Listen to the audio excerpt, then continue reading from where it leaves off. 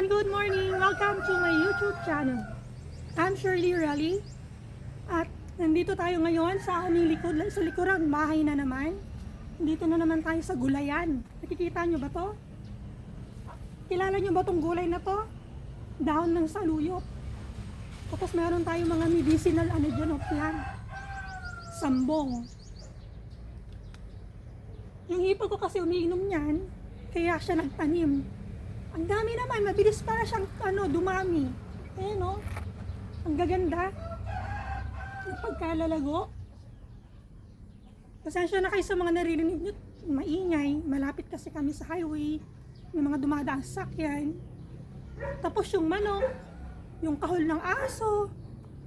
Pag nasa loob naman ako, sobrang init. Kaya mas maganda ngayon habang mas maaga. Narinig nyo yun, manok. Pagtitilaw ka, halatang nasa probinsya ako. Ingay ng mga hayop.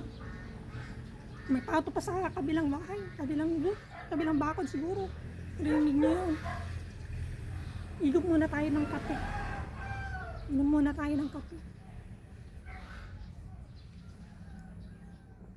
Yung kape ko, nasobrahan sa tubig, tumabang. Parang lasang tubig na lang siya, walang kakalasa-lasa. So, heto na nga. Heto na naman. Nagtataka ba kayo kung bakit lagi akong paos? Sa mga videos ko, paos. Yung boses ko. Husky voice. Ang tawag dito, husky voice. Kasi nga nung nagsimula itong pagiging husky ng voice ko, nung nasa 20s, ganun yata ako, naging husky na yung voice ko. Pero may pagka-husky talaga yung voice ko. Nadagdagan pa ng pagiging paus ng paus ko nung nagka-problema ako sa lalamunan ko. Eh syempre, kasi tayo mga babae, prone tayo talaga. Siguro alam niyo naman na, prone tayo sa goiter. So nagkaroon ako ng goiter. Although lahat naman tayo nagkaroon, kasi yung iba may abnormalities lang, hindi siya normal. So sa akin ganoon. Na-diagnose ako 2004. Kasagsagan ng syempre bata, gusto kong mag-work. Uso pa talaga kasi noon yung Japan. Tapos may nakakita sa akin na parang talent scout yata ang tawag sa kanila. Or talent manager. Nakita niya ako, inalok niya ako kung gusto kong kumanta, sumayaw. Kasi nakikita niya daw na may potential ako. At saka, syempre, bata. Ganun. Nauso kasi yun. Sa Quezon City yun kasi laking Quezon City ako. Doon kami tumira sa Quezon City. Doon din ako lumaki, doon pinanganak. Ngayon, nag-isip ako kasi mahirap ang buhay. Mahirap ang buhay ng panahon na talaga na ngayon. Wala pang internet na katulad nito. Wala ring cellphone. Ay, may cellphone na pala noon. Pero yung cellphone doon, yung keypad, keypad. Yung maliliit na phone, na keypad lang. Pero pa rin yun hanggang ngayon. Pero yun ang matitibay. So, hindi naman yun nakarating topic ngayon. So, yun na nga, nag-practice na ako. Nagpunta kami sa isang parang dance studio. Dance studio muna, nag-dance muna ako. Tapos, nag-practice muna ako mag-dance or kumanta. Meron ding vocalization din. Tinuturo sa amin yun. Meron kasing nagtuturo ng sayaw, may nagtuturo din ng kanta. Tapos, yun na, practice na ako. Tapos, ano na ba nangyari? Nag-exam na ako. Kasi may exam yun eh. Kung ano yung pinapractice mo na talent, yun ang i-exam mo. So, nagsayaw ako. Ay, hindi, kumanta pala ako. Naguluhan. Kumanta ako, yun ang in-exam ko, awa ng Diyos, nakapasa naman tayo. Hindi nga lang ganun kataas yung grade natin, kasi may ano yun eh, parang may grade. May grade sila. Para makapasa ka sa exam na yon. So, nakapasa naman tayo, pero halos parang passing grade, parang gano'n. Naipasa ko naman siya. O at least naipasa ko. Yun naman yung mahalaga doon. Tapos nag-ayos na ako ng papers, ganito, gano'n. Kasi excited na ako eh. Meron na rin akong tinatawag na card. Kasi kung hindi mo pamahawa ka yung card na yon hanggat hindi ka nakakapasa sa exam. Yung exam na yung sinasabi ko sa inyo na yung kung ano yung talent mo, yun ang i-exam mo. Ano pa ba? Tapos pagkatapos nun, nakapasa na ako sa exam. Nag-ayos na ako ng papers. Inaayos na rin ng papers yun ng aking company, nung ano ba tawag doon? Basta nung talent scout. Inaayos na rin yung iba. Tapos hanggang sa nakabooking na ako. Nakabook na pa Japan, pa-fly na sana sa Japan. Ano ba yan? Ang ingay ng tricycle. Tricycle ba yun or motor? Sorry guys maingay yung dito kasi sa amin. Tapos ayun na nga, pa-fly na sana ako nung araw na yon kasi nakuha ko complete papers na ako, okay na lahat. Tapos ito yung nangyari. Ang nangyari, nararamdaman ko na yung mga symptoms. Nanginginig na ako, or nagtitremor, nanginginig yung kamay ko. Yung voice ko pero nararamdaman ko na yun. Nung nag-exam ako, nararamdaman ko na parang nanginginig yung boses ko. Na hindi ko malaman. Tapos sobrang pinagpapawisan ako. Sobra yung pawis, yung init ng katawan. Yun pala, hindi na normal yung nararamdaman ko. Maingay naman ang mga manok na to. Kayo na magkwento. Yung magkwentuhan din sila gano'n. Tapos, nakauwi na ako, natapos ko na lahat. Umuwi na ako, tapos nagpa-check up ako. Yun. Nalaman ko na meron pala akong thyroid or goiter. Hypertoxic goiter. So, nalungkot ako. Sabi ko, paano pa ako makakakanta nito? Paano pa ako makakaalis? Meron kumpleto ng papel ko. Aalis na lang ako. Magpa-fly na lang. Tapos, ganito yung nangyari. So, sinabi ko sa aking talent manager or talent scout, I'm not sure. Yun yung nangyari. So, sabi niya, hindi ko naman pwede ituloy yun. Kasi syempre kahit na ituloy ko, baka magka-problema pa ako. Para pagdating ko doon, kahit na paalisin ako, hindi ako makakanta kasi problema yung nanamunan ko. So ayun nga, nag-quit na lang ako, hindi na ako nagtuloy. Hinayaan ko na lang, although nalungkot ako, medyo na-depressed, nagkaroon ako ng anxiety. Every night, lagi ako nag-iisip, hindi ko lang, parang sisi ba, gano'n. Sisi, ba't ganito, gano'n. Pero ayos lang. Na-realize ko na siguro merong plan si God for me. Kaya siguro hindi ako nakapag-Japan. Hindi ako nakapag-Japan. So dito ako, nag-stay ako, nag-apply ako ng work sa Manila. Nag-crew ako, nag-cashier ako. Magkano na naman sweldo noon?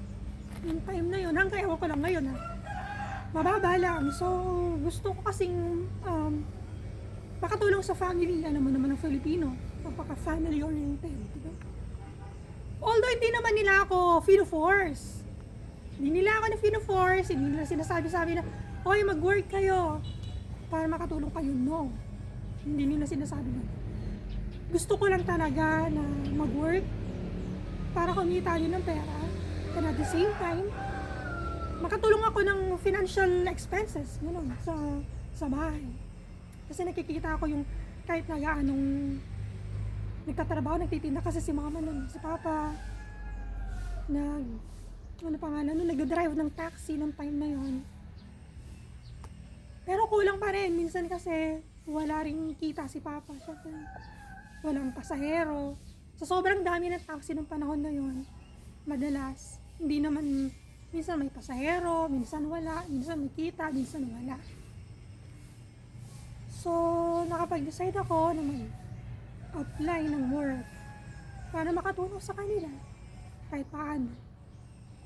Kahit pa konti-konti lang. Makagaan-gaan naman para sa kanila. So, yun nga, nagtrabaho na ako. 6 months pa kasi noon. Tapos, ayun na nga yung nangyari. Hindi na ako nagpili ng Japan. Dito na lang ako. Sa Pilipinas hanggang ngayon. Yun, pero, tapos nagpa-check up pa rin naman ako. 2004 hanggang ngayon meron pa rin. Pero hindi naman na siya halata. Yun nga lang yung voice ko, may pagka-husky talaga. Or, paos yung boses ko. Sabi ka ng doktor, kapag nagpapa-check up ako, syempre mahina yung boses ko kasi nasa loob nga kami ng clinic. Alam nga namang lakas ako yung boses ko, nakatulad nito, diba? Oy, bakit ganyan yung voice mo, mahina? Ganyan ba talaga? I-check natin, gusto ko na i-check yung loob kung baka daw merong naipit na ugat. Kung bakit ganito.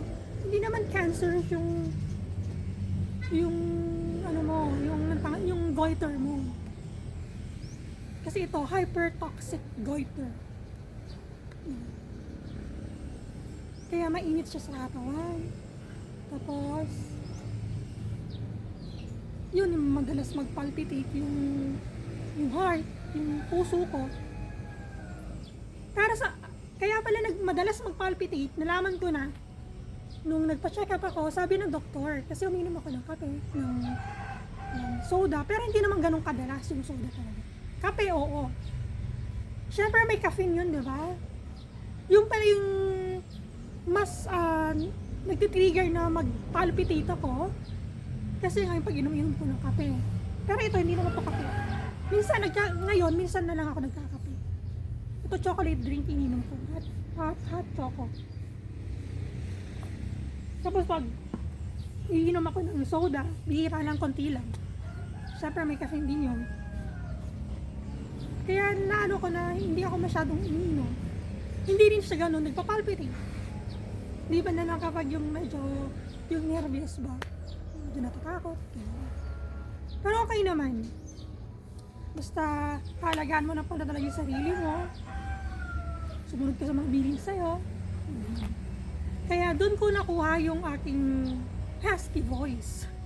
Na kahit pati doktor, tinatanong sa akin, husky pa talaga yung voice mo? Nung bata ka na. Hindi ko nga po matandaan eh. Or siguro talagang sa side kasi ng father namin, medyo yung voice nila husky. Siguro naman ako din, or mas nagkaroon ako naging husky o naging paos nung nagkaroon ako ng goiter. Kaya ako yung mga girls, kapag medyo may nararamdaman na kayo, ipa-check up kayo para malaman nyo agad. Itong sa akin, naipa-check up ko naman agad na agad ko naman. Yun nga lang ang problema, syempre sa hirap nga ng buhay, hindi ko masyadong ipapacheck up palagi. Dati, na-stop ko yung gamot, walang gamot minsan kasi wala akong pambili. Kasi nga ang kinikita rin nila mama, sapat na. Nag-aaral pa yung mga kapatid ko. Kaya siguro lumaki kaya siya. Tapos, siguro sa kakaisip ko din kung bakit nagkaroon sa ako ng ganito, nangyari sa akin ganito. So, nagkakaroon na ako ng anxiety, nagka-anxiety ako, siguro hindi ko nalalaman. Tapos hanggang ngayon, okay lang. Pinapacheck up ko pa rin siya. Gusto kasi ng mga doktor, tunawin ba siya? Tunawin. Meron kasi tayong medicine na iinumin na doon tutunawin. Parang natatakot kasi ako magpa-opera. Kaya sabi ng doktor, maggugusto mo pang magpa-opera. Meron namang medicine na tutunawin mo lang. Pero yun lang, pang forever na, kasi hypertoxic ako, diba? Kapag dumaan ako sa treatment na yon, at kapag nag-success yung treatment na yon, kasi medicine yun, capsule.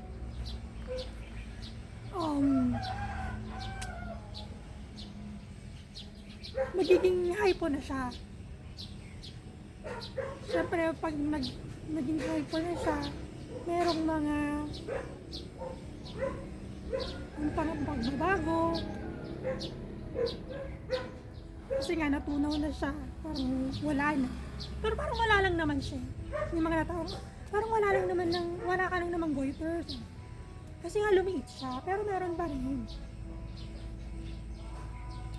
Tapos, ayun nga, kailangan dumaan sa treatment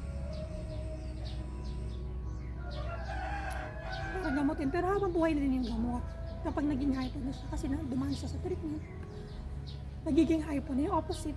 Nagiging hypo na.